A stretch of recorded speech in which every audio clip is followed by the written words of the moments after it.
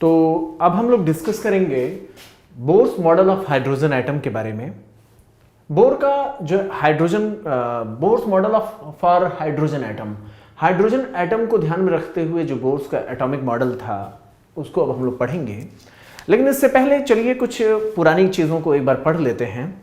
मैंने आपको बताया था ना, जब एटॉमिक स्पेक्ट्रम के बारे में स्टडी किया गया, हाइड्रोजन या हाइड्रोजन जैसे सिंगल इलेक्ट्रॉन रखने वाले आयंस के लिए जब एक्सपेरिमेंट किया गया तो कुछ कंक्लूजन्स मिले जिस पर आपसे क्वेश्चन पूछा जा सकता है।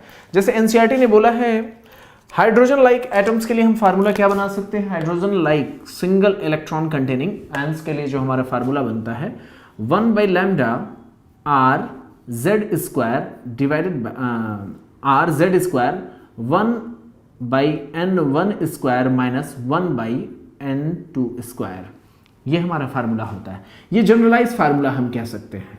अब इसमें z की वैल्यू हाइड्रोजन के लिए 1 रखी जा सकती है, हीलियम होगा तो ये एटॉमिक नंबर है, z एटॉमिक नंबर को रिप्रेजेंट कर रहा है, तो यहां z की वैल्यू हीलियम के लिए कितनी 2 रखेंगे, लिथियम के लिए कितनी 3 रखेंगे। लिथियम के तो अगर मान लीजिए हीलियम +1 आयन अगर हमारे पास है तो उसके लिए z की वैल्यू क्या होगी, वहां पर उसके लिए z की वैल्यू होगी आपकी 2।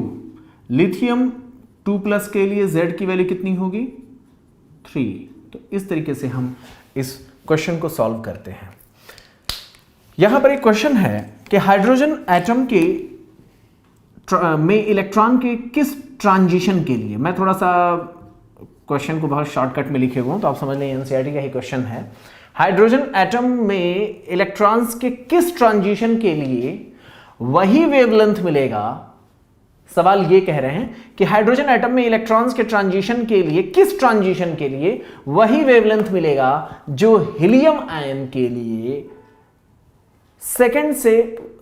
फोर्थ से सेकंड शेल में जाने पर मिलता है। तो ये कह रहे हैं हाइड्रोजन एटम में किस शेल से किस शेल का ट्रांजिशन होगा, कहां से उतर करके कहां पर आएगा, जो उतना ही वेवलेंथ रिलीज करे जितना हीलियम का 2+ आयन 4 से, बात समझेंगे, 4 से 1 2 3 4 से 2 में लौटने के लिए रिलीज करता है। तो यहां पर 4 से 2 के लिए रिलीज करता है। तो ये फार्मूला, ये क्वेश्चन आपको पता है, ये यहां पर फिक्स वैल्यू दे दी गई हीलियम आयन के लिए कितना 4 to 2, और हाइड्रोजन एटम के लिए उस ट्रांजिशन को ये जानना चाहते हैं। यानी जो वेवलेंथ जो रिलीज किया जाएगा हाइड्रोजन एटम के लिए वही उतना ही वेवलेंथ हीलियम आयन्स के लिए भी रिलीज किया जा रहा है ना, हीलियम 2+। तो आप क्या करिएगा, दोनों फार्मूले को लगा दीजिएगा, दोनों फार्मूले को बराबर कर दीजिएगा। हाइड्रोजन के लिए आप क्या करेंगे, अब यही तो आपको यही तो बताया गया ना, यही फार्मूला आपका अप्लाई होगा। चलिए अब इसको ऊपर लेकर के चलते हैं। तो यहां पर हम सॉल्व कर सकते हैं 1/λ hydrogen atom is equal to 1/λ for helium ion, helium +1 ion, 2+ नहीं 1 आयन होगा, +1 आयन होगा, एक ही इलेक्ट्रॉन होना चाहिए ना। तो यहां पर आपको पता है 1/λ इज इक्वल टू क्या होता है r 1/n1 square minus 1/n2 square is equal to r, यहां क्या लिखेंगे z square 1/n1 square minus 1/n2 square, r से r कट जाएंगे। और यहां पर आपको पता है ये हीलियम का मामला है, तो हीलियम के लिए z की वैल्यू कितनी होती है, एटॉमिक नंबर कितना होता है 2 का स्क्वायर 4, और यहां पर आप क्या लिखेंगे 1/ क्या कहा गया है 4 से सेकंड में लौट रहा है हीलियम आयन का, है ना। तो सेकंड n1 क्या होगा 2 का स्क्वायर करेंगे और n2 कितना होगा 4। ये एनसीईआरटी का क्वेश्चन है, सीधे आप समझ सकते हैं। तो ये इस ट्रांजिशन की बात की जा रही है और यहां पर वो ट्रांजिशन हमें निकालना है, कहां के ट्रांजिशन के लिए वही वेवलेंथ मिलेगा जो हीलियम आयन के लिए होता है। तो यहां पर क्या करेंगे, वो ट्रांजिशन अभी हमें पता नहीं है, -n2 का स्क्वायर, है ना। अब हम इसको सॉल्व करेंगे तो यहां पर हो जाता है ये वैल्यू 1/4 माइनस 1/16 और ये हो जाएगा 4। यहां पर 16 को हम क्या करेंगे एलसीएम लेंगे, तो यहां पर 4 माइनस यहां पर क्या हो जाएगा 1 और ये 4 से ये 4 टाइम्स जाएगा, अल्टीमेटली कितना हो जाएगा आपका ये वैल्यू 3/4। अब आपका ये difference 1/n1 square minus 1/n2 square यहां पर आप सॉल्व करेंगे। तो इस क्वेश्चन को सॉल्व करने के दौरान यहां पर हम देख सकते हैं इस वैल्यू को और इस वैल्यू को यहां पर हम समझ सकते हैं, क्या ये यहां पर फोकस्ड है इस रीजन में?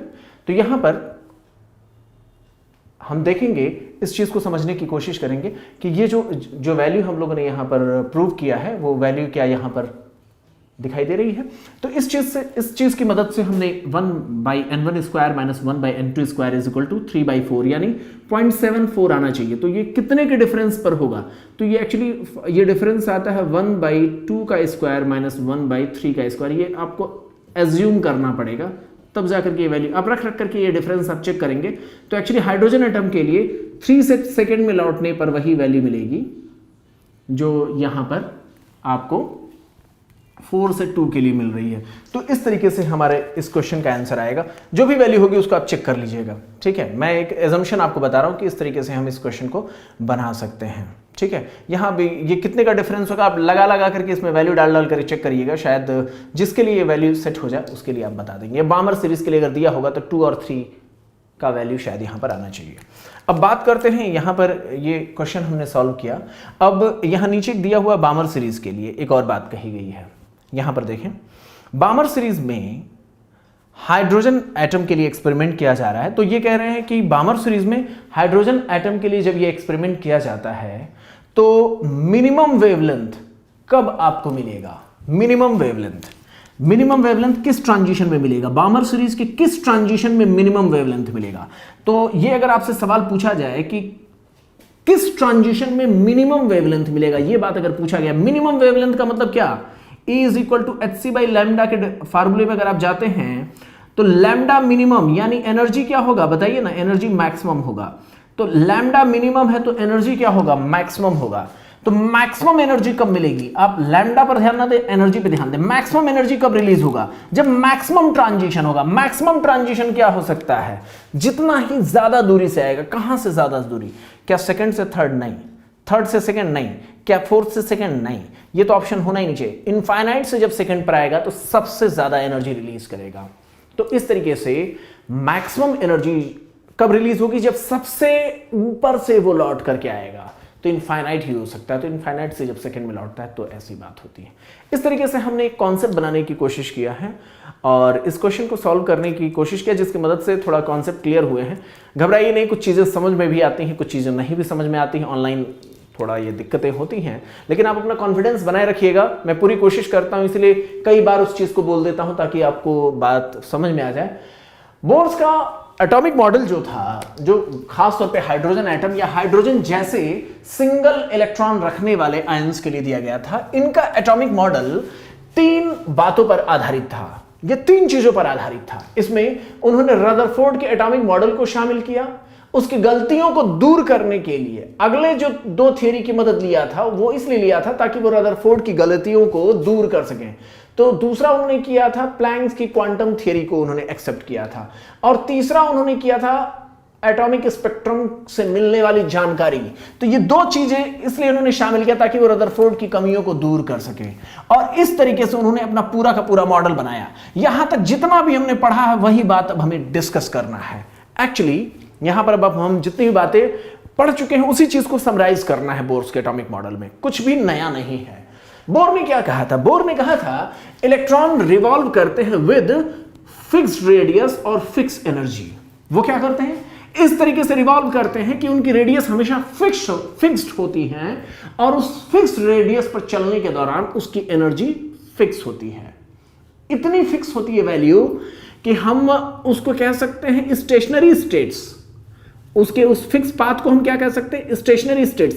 फिक्स रास्ता है, एकदम फिक्स है।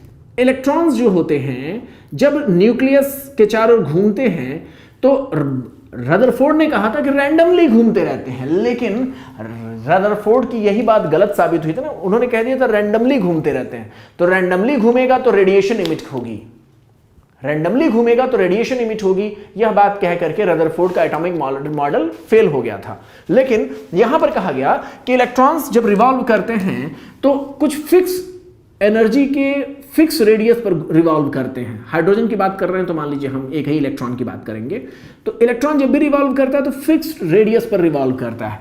इस दौरान इसकी एनर्जी भी फिक्स होती है, इसीलिए इसको हम इसका नाम रखते हैं, इन फिक्स रास्तों का, इस फिक्स पाथ का हम रास्ता जो यहां पर फिक्स पाथ है उसका नाम रखा जाता है ऑर्बिट, स्टेशनरी स्टेट्स या अलाउड एनर्जी स्टेट, यानी वह एनर्जी स्टेट जिसमें चलने के दौरान न एनर्जी एब्जॉर्ब करनी पड़ेगी ना एमिट करनी पड़ेगी, कोई दिक्कत नहीं है। दूसरी बात उन्होंने कहा था एनर्जी तो फिक्स्ड है, लेकिन अगर ये अपने एक एनर्जी स्टेट यानी एक रेडियस को छोड़ करके, अगर न्यूक्लियस के अराउंड रिवॉल्व कर रहा है इलेक्ट्रॉन, लेकिन अगर वो अपनी रेडियस को छोड़ करके अगर हायर शेल में जाएगा तो एनर्जी एब्जॉर्ब करनी पड़ेगी ताकि वो अगले फिक्स एनर्जी वाले रास्ते पे चला जाए, अगली रेडियस को जाए। फिर क्या, अगर वो वापस लौटेगा तो वो जितना फिक्स वैल्यू उसने एब्जॉर्ब किया था रेडिएशन का या एनर्जी का, उसी को वो एमिट करेगा। तो यहां पर क्या करना पड़ेगा, एब्जॉर्ब, यहां पर एमिट करना पड़ता है। इस तरीके की बात बताई गई थी। तो यहां पर एक बात समझ में आया, इलेक्ट्रॉन घूमेगा तो या तो यहां घूमेगा या फिर अगला उसका स्टेट होगा यहां पर घूमने का, बीच में कोई और रास्ता नहीं हो सकता है। रदरफोर्ड यही गलत कर गए थे, वो कुछ भी बोल दिए थे। उन्होंने कहा था कि ऐसे बस घूमता रहता है, लेकिन बोर ने कहा हर रास्ते पे नहीं घूमता, या तो यहां घूमेगा या तो यहां घूमेगा। अगर ये यहां से यहां जंप किया तो उसको एनर्जी एब्जॉर्ब करनी पड़ेगी, वापस लौटेगा तो एमिट करना पड़ेगा।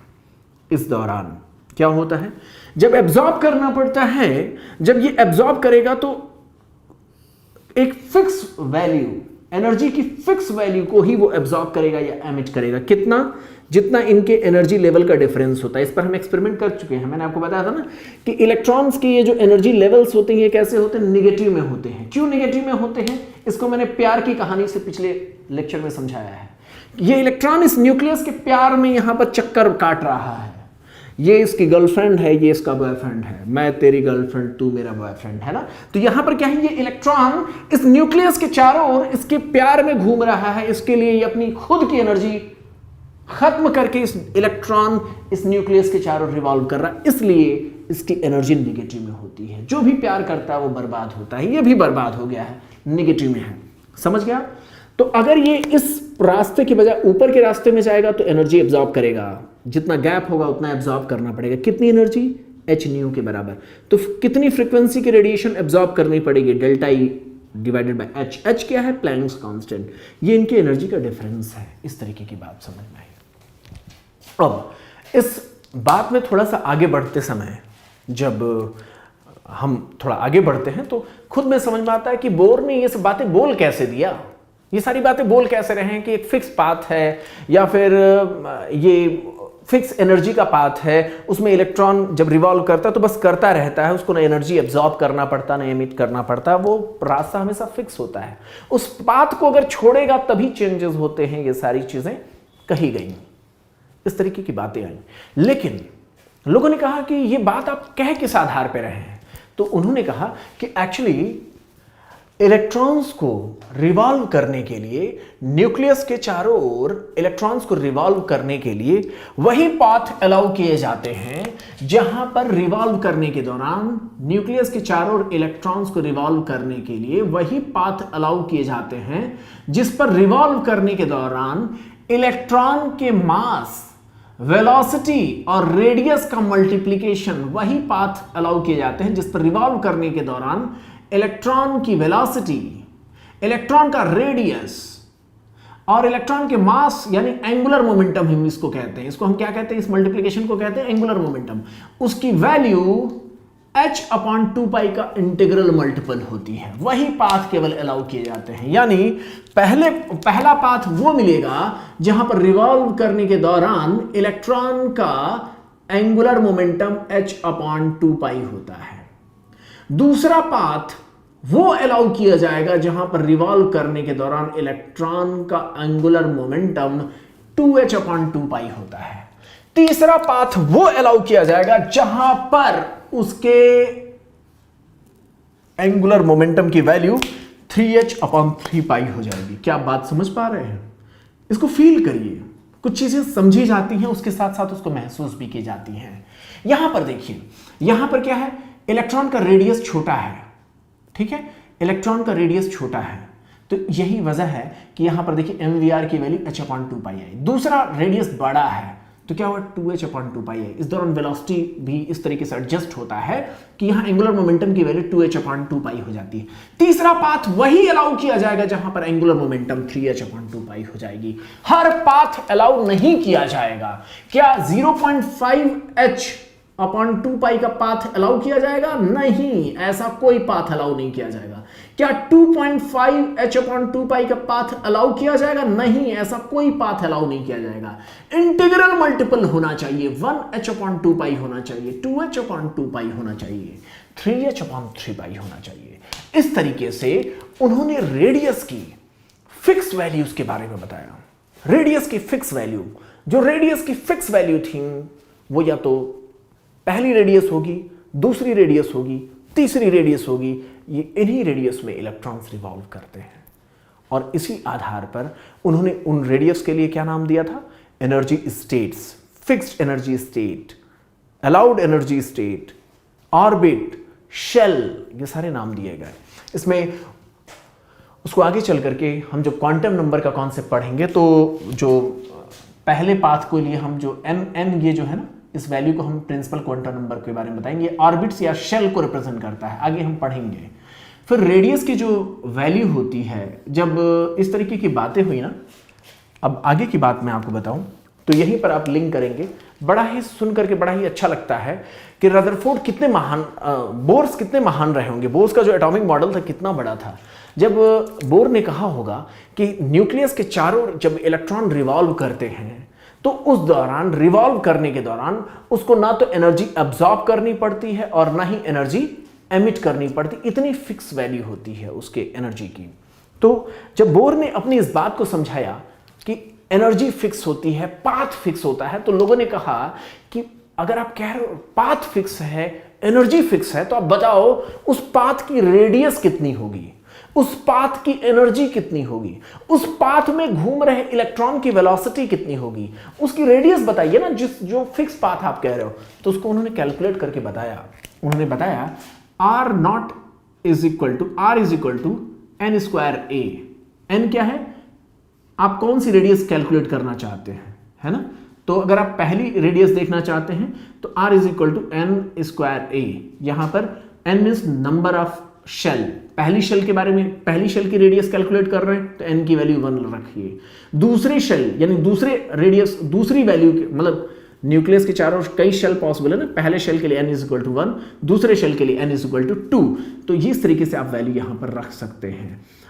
तो यहां पर वैल्यू मिलेगी। a क्या है? कांस्टेंट है, जिसकी वैल्यू कितनी होती है, जिसकी वैल्यू कितनी होगी। तो अगर ये a इज इक्वल टू होता है, ये कांस्टेंट है 0.529 एंगस्ट्रॉम में इसको कहते हैं। अगर इसको हम कहते हैं पिकोमीटर में तो 52.9 पिकोमीटर इसकी वैल्यू होती है। ये होता है ए की वैल्यू। जब हम एनर्जी की बात करते हैं तो इस तरह रेडियस की वैल्यू उन्होंने कहा कि ये जितने भी रास्ते हैं उनकी रेडियस ऐसी होती है। इसी तरीके से इसमें रिवॉल्व करने वाले इलेक्ट्रॉन्स की एनर्जी कितनी होगी इसके बारे में बात किया गया। इसमें रिवॉल्व करने वाले इलेक्ट्रॉन्स की एनर्जी कितनी होगी, तो एनर्जी की वैल्यू कैलकुलेट करने के लिए कहा गया इसमें रिवॉल्व करने वाले इलेक्ट्रॉन्स की एनर्जी होती है En is equal to -RH divided by 1/n², जहां RH एक फिक्स वैल्यू है और ये n तो फिक्स होगा ना। या तो पहले शेल के लिए लोगे तो n इज इक्वल टू 1 रखोगे, दूसरे शेल के लिए 2 रखोगे, तीसरे शेल के लिए 3 रखोगे। ये सारी बातें एनसीईआरटी से ही लिंक करके मैं आपको समझा रहा हूं। तो RH इज इक्वल टू ये कांस्टेंट वैल्यू है जो कि आप देख रहे हैं 2.18 × 10⁻18 जूल।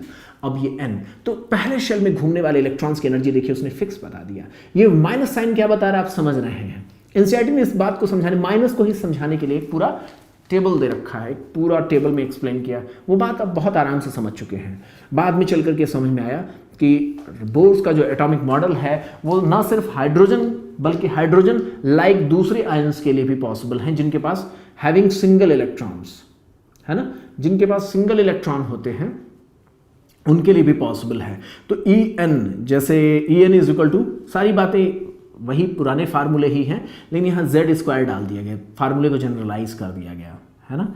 तो एनर्जी अगर आपको कैलकुलेट करना है इस न्यूक्लियस के चारों ओर घूम रहे इलेक्ट्रॉन की, अगर आपको कैलकुलेट करनी है इस इलेक्ट्रॉन की, तो एनर्जी के लिए जनरलाइज फार्मूला ये बन के है -2.18 × 10⁻18 Z²/n²। हाइड्रोजन के लिए Z की वैल्यू क्या करेंगे, 1 रख दीजिए।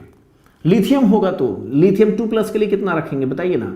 हीलियम +1 के लिए कितना रखेंगे बताइए। हीलियम +1 तो 1 इलेक्ट्रॉन, तो ये भी उस पर भी ये फार्मूला अप्लाई किया जा सकता है। कोई भी ऐसा जिसके पास 1 इलेक्ट्रॉन हो, तो हीलियम +1 के लिए Z की वैल्यू कितनी रखेंगे, 2। लिथियम 2+ के लिए इसके पास भी 1 इलेक्ट्रॉन होगा, Z की वैल्यू कितनी रखेंगे, 3। तो इस तरीके से इन लोगों के लिए हम यहां पर फार्मूला अप्लाई कर सकते हैं, En की वैल्यू। रेडियस, इसके रेडियस की बात करते हैं। रेडियस, इसकी रेडियस कितनी होगी उसको कैलकुलेट करने की कोशिश जब करते हैं, तो चाहे हाइड्रोजन हो या हाइड्रोजन जैसे दूसरे हों, तो फार्मूला वही बन करके आता है। ये पिकोमीटर में डेटा दिया गया है, 52.9 n²/z है ना, ये फार्मूला बन करके आता है। वेलोसिटी, इसमें घूम रहे इलेक्ट्रॉन की वेलोसिटी कितनी होगी, v = v0 z/n। तो यहां पर v0 की वैल्यू कैलकुलेट की गई तो 2.2 × 10⁶ मीटर पर सेकेंड। ये कांस्टेंट वैल्यू डालते हैं, z की वैल्यू आप पुट करते जाएंगे, अपने आप आंसर निकल जाएगा।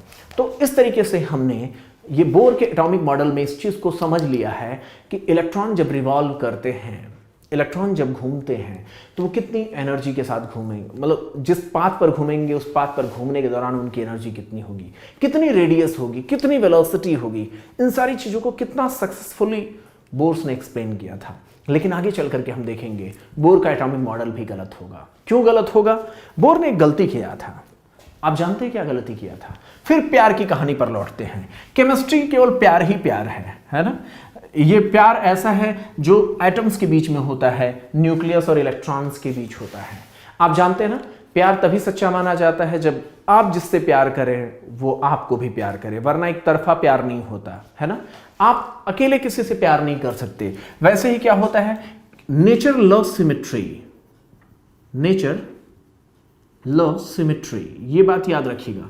नेचर में क्या करता है, नेचर हमेशा सिमेट्री को प्यार करता है। अगर कोई चीज, पर्सन ए अगर बी को प्यार कर रहा है, तो अगर ये प्यार सच्चा है तो बी भी ए को प्यार करेगा, ये बात श्योर है। वही बात यहां पर भी होता है। अभी हमने देखा था बोर्स के एटॉमिक मॉडल में, आगे चल करके हम देखेंगे, बोर्स के एटॉमिक मॉडल में हमने देखा था कि प्रॉब्लम, बोर्स के एटॉमिक मॉडल को देते समय प्रॉब्लम यह था कि इसके पहले रदरफोर्ड का मॉडल गलत हो गया था, रदरफोर्ड का मॉडल फेल हो गया था।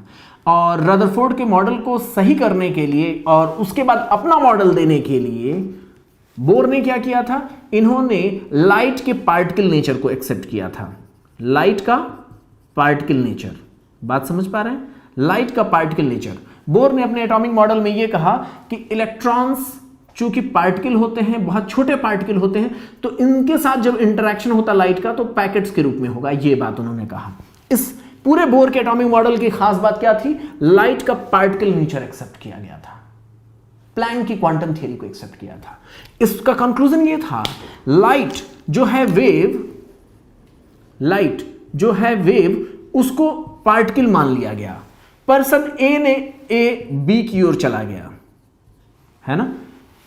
जो वेव था उसको प्रूव करने के लिए एक एक्सपेरिमेंट में बोर्स के एटॉमिक मॉडल को समझाने के लिए वेव, जो रियल में वेव है, उसको इलेक्ट्रॉन के साथ इंटरेक्शन करने के लिए, इलेक्ट्रॉन के साथ जब उसका रिलेशनशिप एस्टेब्लिश करने के लिए रेडिएशन को क्या माना गया, पार्टिकल माना गया। तो इसका उल्टा भी तो होना चाहिए। जब वेव को आपने पार्टिकल मान लिया तो ये मिस्टर जो इलेक्ट्रॉन है, ये क्या वीआईपी है क्या? ये भी वीआईपी नहीं होने चाहिए। ये जो इलेक्ट्रॉन है, इनको, इनके भीतर भी वेव का कैरेक्टर होना चाहिए। मेरी बात समझ रहे हैं? जो बेचारे वेव थे, रेडिएशन जो वेव होता है उसको आपने क्या मान लिया, पार्टिकल। अगर आपने इसको पार्टिकल कह दिया तो ये जो इलेक्ट्रॉन है, क्या इसको आपको वेव कहने में कोई शर्म होनी चाहिए? जब जो पार्टिकल है उसको भी वेव कहिए ना। जब वेव को पार्टिकल कहा तो पार्टिकल को वेव कहिए।